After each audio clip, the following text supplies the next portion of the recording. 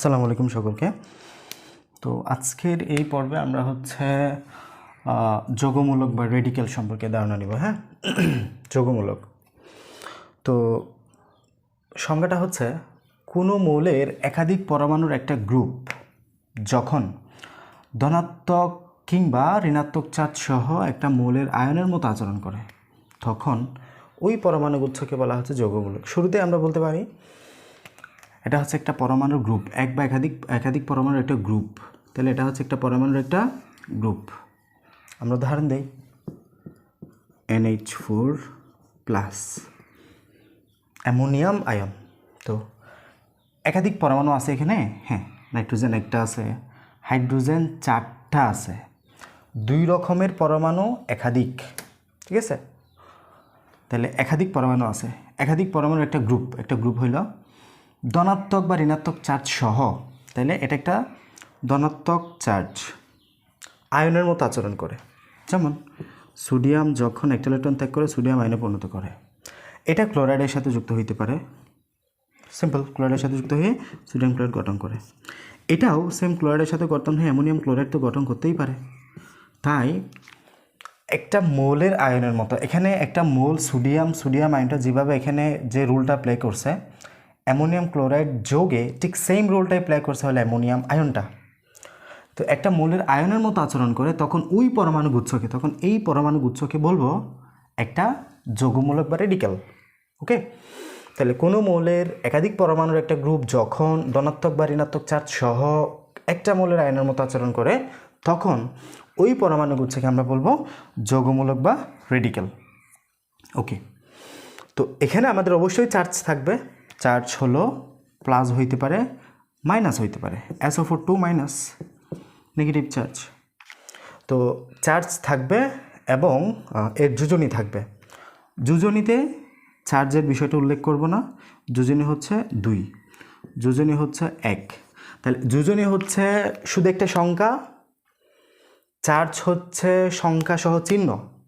তাহলে চার্জ যখন বলবো আমরা তখন সাইনটা উল্লেখ করতে হবে ধনাত্মক নাকি ঋণাত্মক, or positive or negative with নাম্বারটা সব বলবো। আর যখন বলবো যোজনী তখন জাস্ট আমরা সংখ্যাটাই বলবো। তো আমরা কয়েকটা উদাহরণ দেখি এবং বলে রাখি কেমিস্ট্রি পড়তে গিয়ে খুব বেশি পরিমাণে লাগবে। আমরা যখন নতুন নতুন যৌগ তৈরি করব বলতে আমরা রাসায়নিক বিক্রিয়ায় লেখার দরকার হবে। ওই সময় আমাদের এই রেডিক্যাল বা যৌগমূলকগুলা খুবই দরকার পড়বে এবং এর যোজনীগুলো জানাটা ফরজ একরকম। আচ্ছা, কার্বনের আমরা দেখি। কার্বন সংকেত হচ্ছে CO3 2 মাইনাস, CO3 2 মাইনাস। ওকে, তো এখানে আমাদের কত চার্জ, উপরে আমরা লিখি চার্জ, এখানে লিখব যোজনী। চার্জ কত 2 মাইনাস না -2। যোজনী কত, যোজনী জাস্ট একটা সংখ্যা, যোজনী লিখব কত 2। ওকে, আচ্ছা, তো এখানে গেল এটা। এরপর আসি আমরা হলো অ্যামোনিয়াম।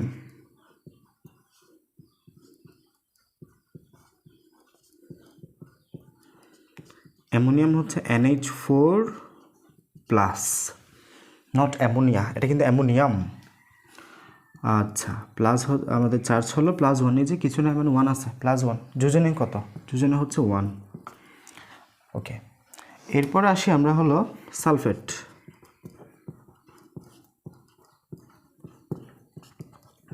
SO4 2 মাইনাস এবং চার্জ কত -2, চার্জ হলো -2। যোজনী কত, যোজনী হলো শুধু 2। আচ্ছা, কার্বনেট, অ্যামোনিয়াম সালফেট এবং হচ্ছে ফাইনালি ফসফেট।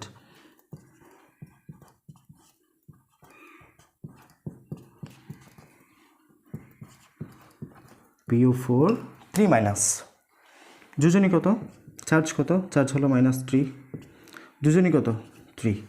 ঠিক আছে, তাহলে এটা হচ্ছে আমাদের যে যৌগমূলক। আরও অবশ্য অনেক আছে, আমাদের বই দেয় নাই বিধে আমি লিখছি না। কার্বনেট, অ্যামোনিয়াম সালফেট, সালফাইড আছে SO3 2 মাইনাস, তারপর হচ্ছে ফসফেট আছে, এগুলা। ওকে, তো এখানে দেখার বিষয় হচ্ছে এটা একাধিক পরমাণু সমন্বয়ে গঠিত। এবং ভিন্ন রকম পরমাণু এখানে ইনক্লুডেড মৌলগুলা, কার্বন একটা, অক্সিজেন 3টা, চার্জ হলো 2 -2, যোজনী হচ্ছে 2। আচ্ছা, তো এটা কীভাবে ফর্ম হচ্ছে আমাদের অ্যামোনিয়া ফসফেটটা? অ্যামোনিয়া NH3, এটা হচ্ছে অ্যামোনিয়া। এটা একটি সমযোজী বন্ধন যৌগ, সমযোজী যৌগ, নাইট্রোজেন একটার সাথে হাইড্রোজেন 3টা যুক্ত হয়েছে। নাইট্রোজেনের যোজনী হলো যেখানে 3, হাইড্রোজেনের যোজনী হলো যেখানে 1, মানে এই যোজনীগুলো এরা আড়াআড়ি ভাগ করে এখানে হাইড্রোজেনের কাছে একটা, এখানে আছে 1, NH3 গঠন করছে। আচ্ছা, এই অ্যামোনিয়াম যখন একটা হাইড্রোজেনের সাথে যুক্ত হয়েছে, হাইড্রোজেন আয়নের সাথে, এই অ্যামোনিয়ামের সাথে যখন একটা হাইড্রোজেন আয়ন যুক্ত হয়েছে, হাইড্রোজেন আয়ন হচ্ছে মূলত একটা প্রোটন। কেন প্রোটন? হাইড্রোজেন এর ইলেকট্রন বিন্যাস আমরা জানি, এখানে যতগুলো ইলেকট্রন থাকবে ততগুলো প্রোটন থাকবে। হাইড্রোজেন এটার সংখ্যা কত? 1। তো প্রোটনও 1।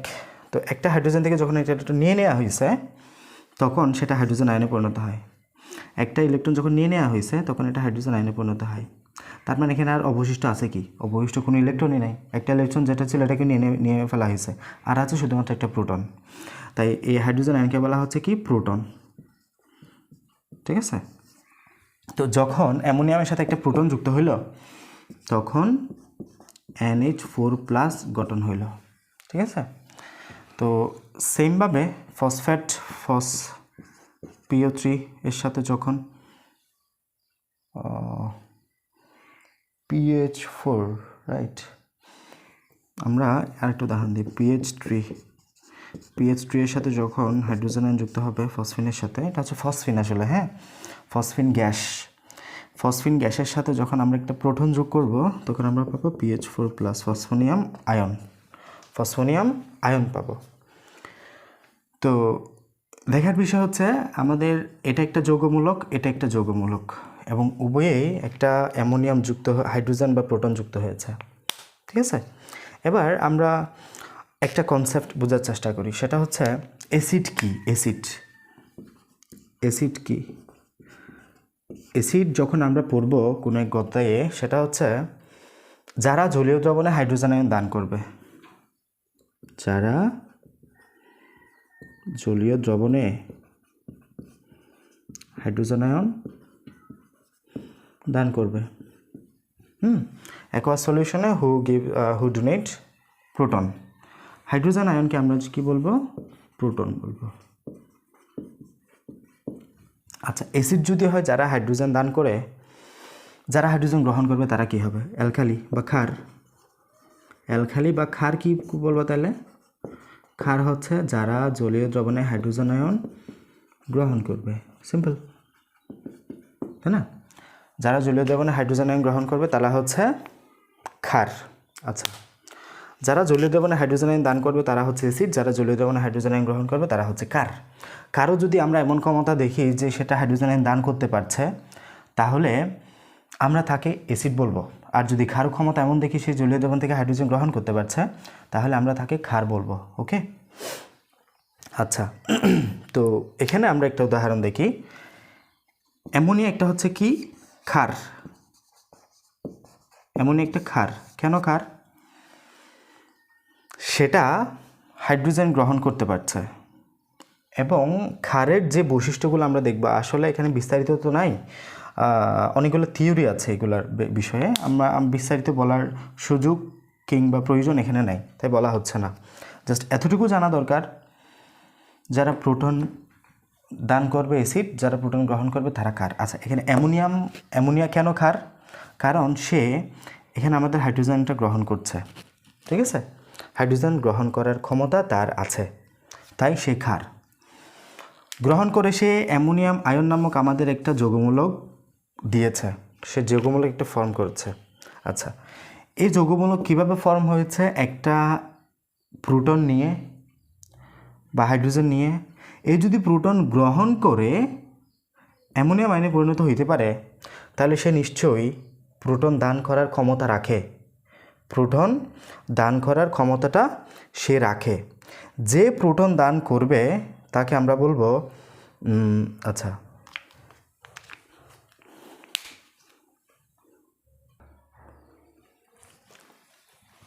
আচ্ছা, তো এখানে আমরা অ্যামোনিয়ামটা কীভাবে পাইছি? ক্ষারের সাথে যখন হাইড্রোজেন আয়ন যোগ হয়েছে তখন আমরা অ্যামোনিয়ামটা পাইছি। তো এই ক্ষার থেকেই যেহেতু অ্যামোনিয়ামটা পেয়েছি তাই এটাকে আমরা বলবো ক্ষারীয় যৌগমূলক। ঠিক আছে, ক্ষারীয় যৌগমূলক, অ্যালকালি রেডিক্যাল। তো এটার নাম হয়ে যাবে ক্ষারীয় যৌগমূলক। ঠিক আছে, আচ্ছা কেন এটা ক্ষার থেকে পাইছি? ওকে, আচ্ছা তো এরপরে যখন আমরা আরও মানে এরপরে আমরা এটাই সিদ্ধান্ত আসতে পারি যে যোগ চিহ্ন কিংবা ধনাত্মক যৌগমূলক যাকেই পাবো তাকে আমরা ক্ষারীয় যৌগমূলক বলবো। আমি আর বিস্তারিত যাচ্ছি না। ধনাত্মকভাবে যাকেই পাবো তাকে আমরা ক্ষারীয় যৌগমূলক বলবো। আচ্ছা, তো এছাড়া আমি আরেক কিছু কথাবার্তা বলি, আমাকে আরেকটা বিষয় বুঝাইতে হবে, সেটা হচ্ছে অম্লীয় যৌগমূলক। অম্লীয় যৌগমূলক।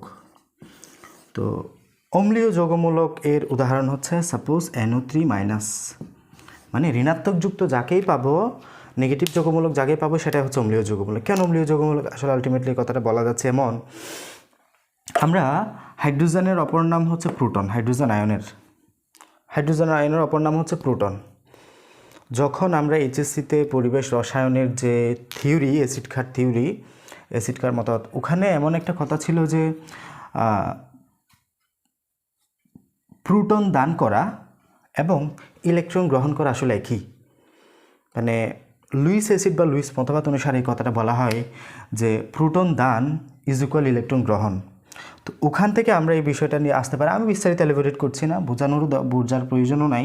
এখানে NO3 মাইনাস, তার মানে এর ইলেকট্রন বাড়তি আছে, এর কি ইলেকট্রন বাড়তি আছে, তাই সে ইলেকট্রন দান করতে পারবে। এই জন্য আমরা বলতে পারি এটা কোনো একটা অম্ল থেকে আসছে বিদায় এটা হচ্ছে অম্লীয় যৌগ। ওকে, অম্লীয় যৌগমূলক। তো এই কথাটা আমরা বলতে পারি। আচ্ছা, তো এটাই হচ্ছে আমাদের টোটাল যৌগমূলকের বিষয়। এর বাইরে আসলে আর কিছুই বলা নাই। আমাদের যৌগমূলকের সংজ্ঞাটা ভালোভাবে পড়তে হবে, যে 4টা উদাহরণ দেওয়া আছে এগুলা। ফাইনালি ক্ষারীয় যৌগমূলক কি, অম্লীয় যৌগমূলককে একটু বিষয়টা বুঝতে হবে। আচ্ছা, আজ এতটুকুই। আমরা পরবর্তী লেকচারে পরবর্তী টপিক নিয়ে আলোচনা করব। আসসালামু আলাইকুম।